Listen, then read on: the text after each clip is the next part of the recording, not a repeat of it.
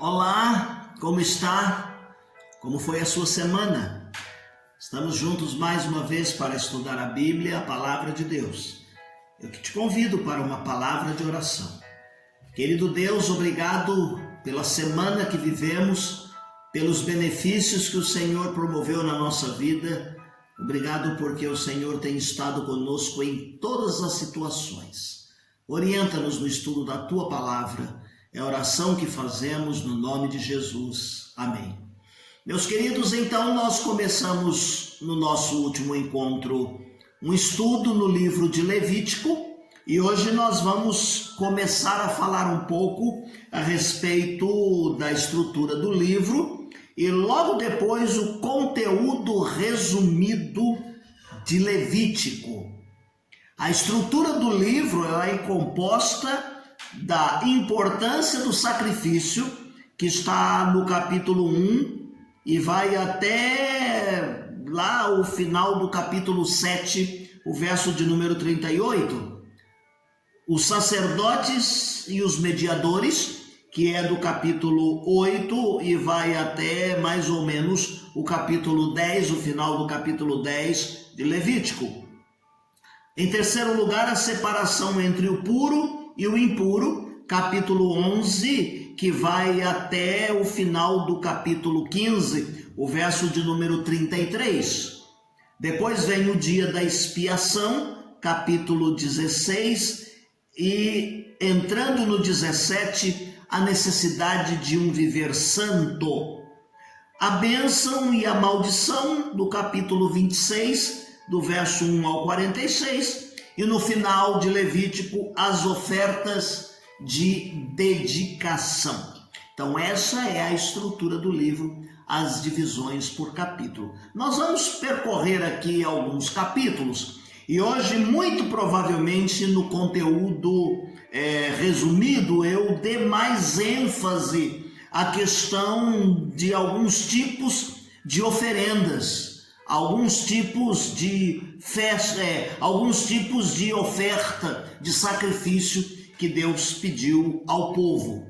Então, em primeiro lugar, quando nós entramos no conteúdo de Levítico, nós vemos a necessidade do sacrifício. E eu preciso que você esteja com a sua Bíblia aberta aí, porque hoje eu vou citar muito a Bíblia, você vai colocando o dedinho aí para você entender algumas coisas a respeito do que Deus havia mandado os filhos de Israel fazer. Então nós começamos com a necessidade de sacrifício. São os 7 primeiros capítulos deste livro que vai falar a respeito deste assunto. E a primeira grande sessão, então, está essa narrativa dos 7 primeiros capítulos. Ele trata da natureza, ele trata do propósito e do ritual do sistema sacrificial. Vamos falar muito em sacrifícios aqui.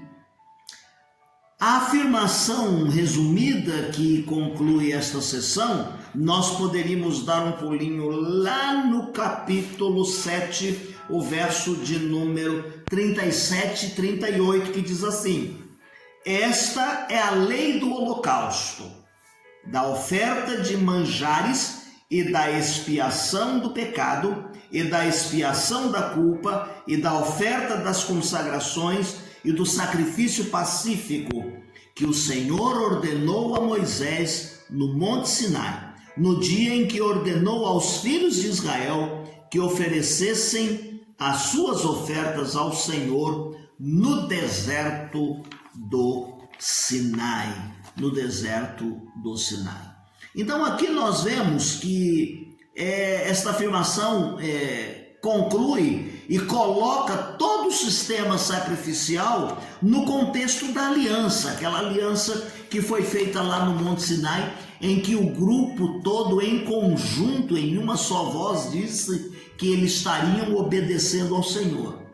Mas logo depois eles fazem uma festa, um bezerro de ouro, e Moisés, muito nervoso, quebra a tábua da lei, e então é preciso que estas orientações que nós estamos citando aqui sejam dadas.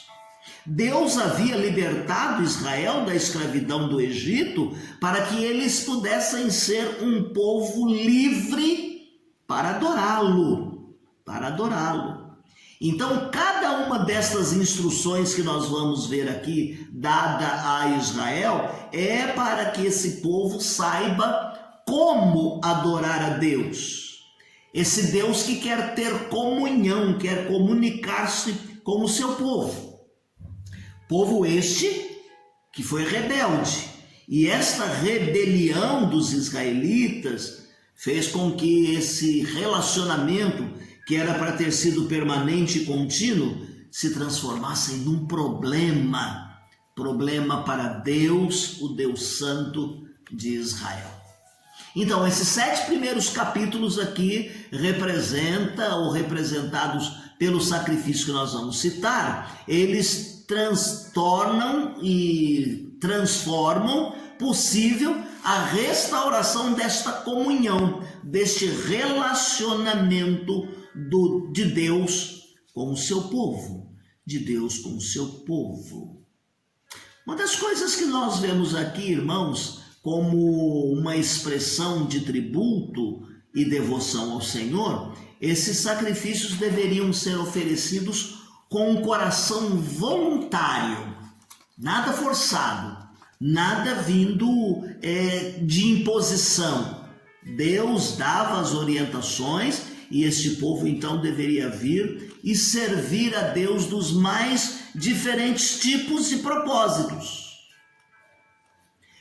Então foi necessário que se elaborasse esse sistema, nós diremos assim, quase que uma cartilha, para que eles pudessem estar diante de Deus, aproximando-se de Deus de forma apropriada. Veja que quando Caim e Abel foram oferecer sacrifício a Deus, prestar culto a Deus, um deles não fez de forma apropriada. Então Deus não aceitou o sacrifício dele, Deus se agradou do sacrifício de um e rejeitou o sacrifício do outro. Então nós vamos aqui ver alguns tipos de sacrifício. Eles são bem diferentes. E por que eu quero detalhar aqui esses sacrifícios? Porque quando nós lemos lá que Jesus veio ser o Cordeiro de Deus que tira o pecado do mundo, nós vemos que Jesus chegou um dia no templo e os homens estavam lá, os vendilhões estavam lá comercializando pomba, comercializando rolinha. Transformou-se numa casa de câmbio e Jesus diz: a minha casa será chamada casa de oração. Então, mas qual é a origem? De onde surgiu isso? Não seriam só animais, cordeiros, carneiros que seriam oferecidos a Deus? Está com a sua Bíblia aberta aí? Então vamos dar uma passeada nela. Nós vamos começar aí no capítulo 1, de 1 a 17. Veja comigo o verso de número 2. Fala aos filhos de Israel, dize-lhes: quando alguém de vós oferecer oferta ao Senhor, oferecereis as vossas ofertas de gado, de vacas e de ovelhas. E esse holocausto deveria ser de macho sem mancha. E aí vem todo um procedimento que você vai ler depois com calma, dando sequência. Senão nós não prosseguimos aqui e o nosso tempo é muito curto para fazermos essas colocações. Há todo um procedimento. Agora você vai comigo lá para o verso de número 10. Quando ele diz assim: e se a sua oferta for de gado miúdo, veja que já é diferente do anterior, que eram vacas. Agora aqui ele fala assim: se for de gado miúdo, como sendo ovelhas e cabras, também deveria ser um holocausto feito ofereceria um macho sem mancha. Vai perceber, meu querido irmão, que o procedimento aqui tem toda uma forma de acontecer. Imolar, degolar o animal, pegar uma banda do animal, o sacerdote vai espargir o sangue, vai colocar em volta do altar. Ainda aqui no capítulo 1, agora o verso de número 14. Ele diz assim: e se a sua oferta ao Senhor for holocausto de aves, de aves, oferecerá a sua oferta de rolas ou de pombinhos. E aí você vai continuar lendo depois, que você vai ver que será um ritual diferente dos animais graúdos aqui, dos animais grandes que foram feitos anteriormente em dois momentos. Aí no capítulo 2, nós vamos ver ofertas que eram feitas com cereais. Olha só o verso de número 1 no capítulo 2. Quando alguma pessoa oferecer oferta de manjares ao Senhor, a sua oferta será de flor de farinha, e nela deitará azeite e porá o incenso sobre ela. Leia depois com cuidado, você vai ver o procedimento. Quando nós chegamos no verso de número 4, ele diz assim: quando oferecerdes oferta de manjares, cozida no forno, será de bolos asmos, de flor de farinha, amassados com azeite, com assadeira de asmos untados com azeite. Talvez aí na sua Bíblia aparece e corcorões, que quer dizer assadeiras. Aí nós vamos para o verso de número 3.